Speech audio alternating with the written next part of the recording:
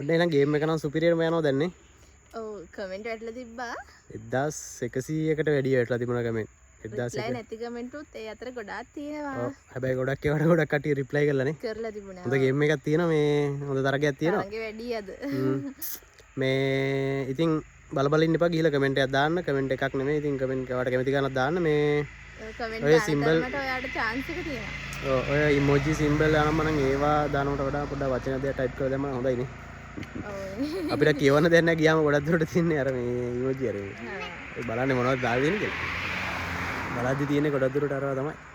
එහෙනම් මේ බල ඉන්න නැතුව දැම්ම ගිහිල්ලා කමෙන්ට් දාලා වැඩේ ගේම් එකේ ඉන්න. තව දවස් කීයක් තියෙන්නේ? අද 14යි නේද?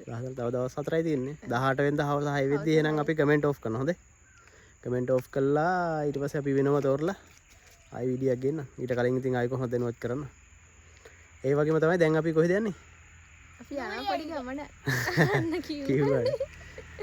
අපි ලස්සන දිහාවක යන්න හදන්නේ. නෙළුව පැත්තට. ඒකට ඉක්මනට අරන් එන්න. වීඩියෝ එකක් ගෙන්නම්කෝ ඒකෙත්. හරි එහෙනම් හැමෝටම එහෙනම් thank you